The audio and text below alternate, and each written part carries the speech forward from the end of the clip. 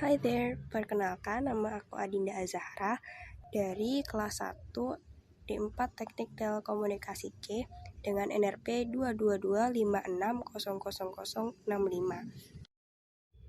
Pernahkah kalian membayangkan jika mata manusia bisa melihat gelombang radio, maka dunia tidak akan pernah gelap? Kita sebenarnya sedang berenang di dalam lautan energi elektromagnetik. Saat ini di ruangan tempat kalian duduk, ada ribuan paket data Wi-Fi, sinyal seluler 4G dan 5G, hingga frekuensi radio yang melintas di depan wajah kita.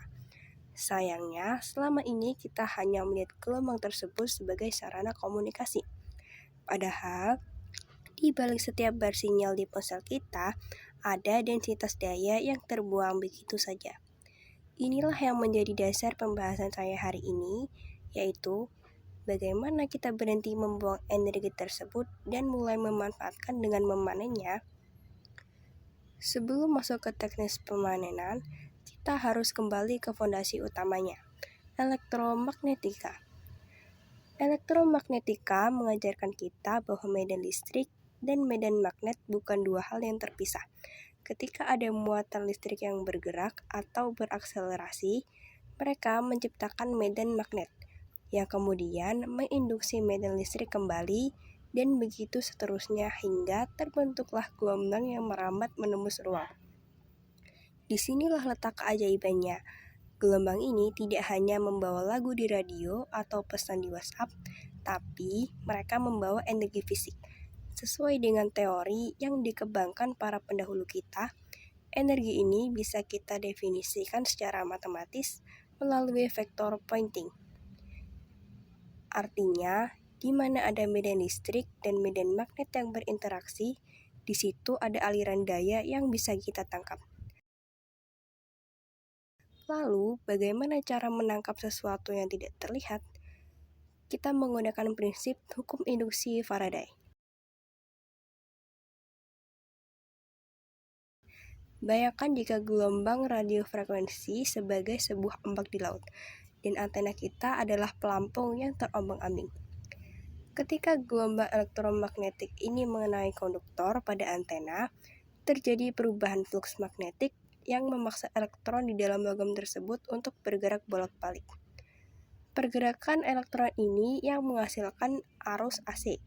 Namun, tantangan terbesarnya adalah efisiensi. Energi yang kita dapat dari udara ini sangat tipis, dalam orde mikrowatt. Ibarat mencoba mengisi ember bocor dengan tetesan embun pagi. Itulah sebabnya desain antena harus sangat spesifik sesuai frekuensi target. Misalnya 2,4 GHz untuk Wi-Fi agar terjadi resonansi yang maksimal. Sekarang, mari kita bedah mesin utamanya, yaitu rektena atau rectifying antena. Sesuai diagram blok, proses ini tidak sesederhana menghubungkan antena ke baterai. Yang pertama, antena sebagai transducer. Ia mengubah gelombang elektromagnetik menjadi sinyal elektrik AC. Kedua, impedance matching circuit. Jika impedansi antara antena dan sirkuit tidak sama, energinya akan memantul kembali ke udara. Kita harus memastikan transfer daya maksimum.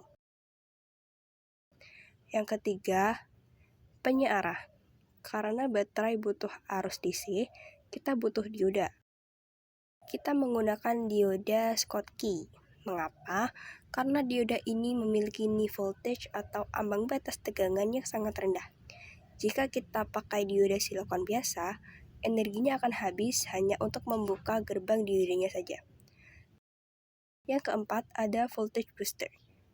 Karena tegangan yang dihasilkan sangat kecil, kita menggunakan DC to DC converter untuk menaikkan level tegangan agar cukup kuat untuk disimpan ke dalam kapasitor atau baterai penyimpanan.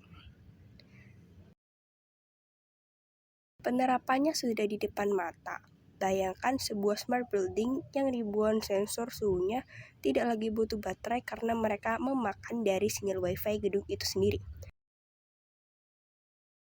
atau alat pacu jantung yang tidak perlu diganti lewat operasi bedah setiap 10 tahun karena bisa diisi daya lewat transmisi RV nirkabel dari luar tubuh. Namun, kita harus jujur pada realita teknis. Tantangannya adalah jarak. Semakin jauh dari sumber sinyal, energinya hilang mengikuti hukum kuadrat terbalik. Kehilangan daya saat proses penyiaran frekuensi tinggi juga masih menjadi PR besar bagi kita. Tapi ingat, dulu orang menertawakan ide transmisi data nirkabel, dan sekarang kita tidak bisa hidup tanpanya. RV harvesting adalah langkah selanjutnya dalam evolusi tersebut. Sebagai penutup, studi elektromagnetika memberikan kita sudut pandang bahwa energi tidak harus selalu berasal dari pembakaran bahan bakar fosil atau panel surya yang besar. Energi ada di mana-mana, bahkan di ruang hampa sekalipun.